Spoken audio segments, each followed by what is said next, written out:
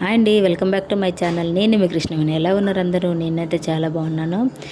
ఏ పచ్చడి అని ఇష్టం ఉంటుందో లేదో నాకైతే తెలియదు, కానీ టమాటా పచ్చడి అంటే ఇష్టం లేని వాళ్ళు ఎవరు ఉండరండి. మా అమ్మకి చెప్తే మా అమ్మ నాకు చెప్పింది ఈ టమాటా. నేనైతే ప్రతి సంవత్సరం ఇలానే పెడుతూ ఉంటాను. ఎవ్రీ ఇయర్ 2 kgs 3 kgs అలా పెట్టుకుంటానండి. ఈసారి అయితే మా వారు నా మీద ఉన్న నమ్మకంతో ఏకంగా 24 kgs తెచ్చేసారండి.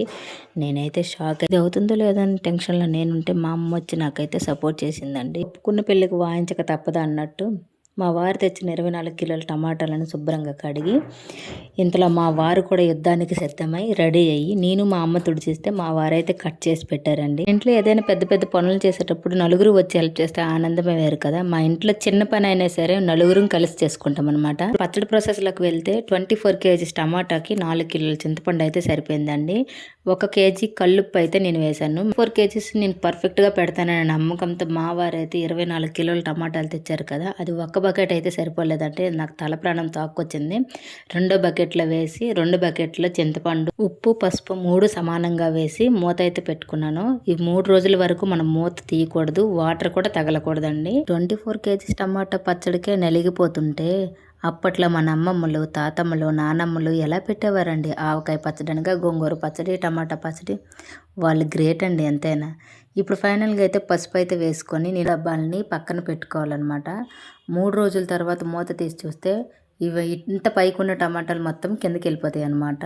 అంత వాటర్ లాగేసుకుంటాం. నేను చెప్పే పద్ధతిలో మాత్రం ఈ పచ్చడిని మీరు ఇలానే కంటిన్యూ చేస్తే నెవర్ బిఫోర్ నెవర్ ఆఫ్టర్ అండి. ఎందుకంటే అంత పర్ఫెక్ట్గా, అంతే బాగా టేస్టీగా సూపర్గా ఉంటుంది ఈ పచ్చడి. ఇప్పుడు 3 రోజుల తర్వాత తీస్తే ఈ స్మెల్కి మాత్రం నోట్లో నీళ్ళు ఊరుతాయండి.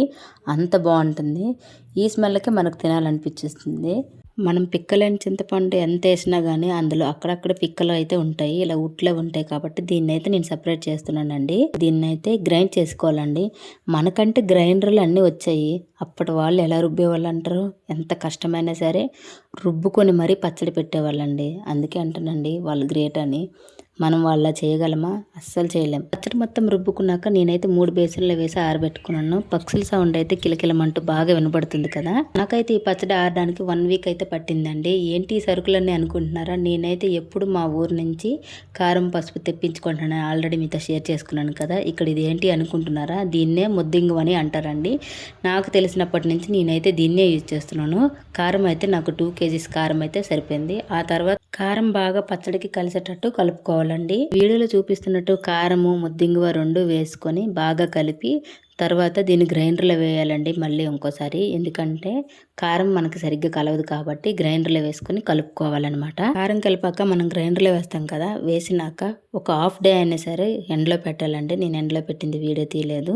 ఎందుకంటే ఎండలో పెట్టమంటున్నాను, లైట్ గానే వాటర్ చెమ్మ ఉంటుంది. ఆ చెమ్మ పోతే కారం పచ్చివాసన కూడా పోతుంది. అందువల్ల మనకు పచ్చడి ఇంకా పర్ఫెక్ట్ గా టేస్ట్ గా ఉంటుంది అనమాట. ఆల్మోస్ట్ పచ్చడి రెడీ అయిపోయిందండి. ఇంకా మా వారు అయితే వెల్లుల్లి గడ్డల్ని పొట్టి తీసి పక్కన పెట్టారండి. 24 kgs కదా పచ్చడి, అందువల్ల 5 లీటర్ల డబ్బాలు 2 అయితే తీసుకున్నానండి. మొత్తం 10 లీటర్ల నూనె తీసుకున్నట్టు. లీటర్ల ఆయిల్ని ఒకటేసారి ముందు రోజు నైట్ మరగబెట్టుకున్నాక మరుసటి రోజు చల్లబడాక ఆయిల్ని అయితే పచ్చడిలో వేసుకోవాలి. వేడి నూనె అయితే అస్సలు వేయొద్దు, ఎందుకంటే పచ్చడి తొందరగా కలర్ షేడ్ అయిపోతుంది అనమాట. ఇంట్లో మా వారు ఆయిల్ కలుపుతుండగా నేనైతే పోపుకి రెడీ చేసుకున్నాను. పోపు కోసం మా వారు ముందుగానే వెల్లుల్లి గుడ్లు శుభ్రంగా ఒలిచిపెట్టారు కదా. ఇంకొంచెం ఆయిల్ తీసుకొని వీడియోలో చూపిస్తున్న విధంగా వెల్లుల్లి, మినపప్పు, ఎండుమిర్చి, కరివేపాకు, ఇంకా ఆవాలు 1 పావు కిలో ఆవాలు ఉంటాయండి. ఇవన్నీ బాగా కలర్ షేడ్ అయ్యేంత వరకు వేయించుకొని తర్వాత పచ్చడిలో అయితే కలుపుకోవాలండి ఈ పోపుని. పచ్చడి కూడా లాస్ట్కి వచ్చేసిందండి, అయిపోయింది. ఇంతవరకు నా వీడియోని ఓపిక మీద చూసినందుకు చాలా చాలా థ్యాంక్ యూ అండి. మా వారిని చూస్తే చాలా జాలేసిందండి. ఎందుకంటే అది 24 kgs పచ్చడి కలపాలంటే చేయి చాలా బాగా నొప్పి వస్తుంది కదా. మా వారైతే ఓపిక మీద బాగానే కలిపారు, నేనైతే కలపలేకపోయాను. పచ్చడి మొత్తం ఒకే బకెట్లో కలపడం కష్టమైందండి. అందుకని వేరే బేసిన్లోకి తీసి వేరువేరుగా కలపాల్సి వచ్చింది. నేను చెప్పిన పద్ధతిలో ఈ ప్రాసెస్లో మీరైతే పచ్చడిని అయితే కంపల్సరీగా ట్రై చేయండి. ఇంతవరకు నా వీడియోని స్కిప్ చేయకుండా వీడియో ఫుల్గా చూసినందుకు చాలా థ్యాంక్ యూ. పచ్చడిని చూస్తే మీకు ఆల్రెడీ నోట్లో నీళ్ళు ఊరుతున్నాయి కదా. వేడి అన్నంలో మా వారైతే నా కోసం ముద్దుగా ముద్దలు కలిపి నాకైతే పెట్టారండి. టేస్ట్ని నా ఫేస్లో చూస్తే మీకు ఆల్మోస్ట్ అర్థమై ఉండొచ్చు. పచ్చడి అయితే చాలా బాగా వచ్చిందండి. ఇంతవరకు నా ఛానల్ సబ్స్క్రైబ్ చేసుకోకపోతే సబ్స్క్రైబ్ చేసుకోవడం మాత్రం మర్చిపోద్దు. Thank you for watching.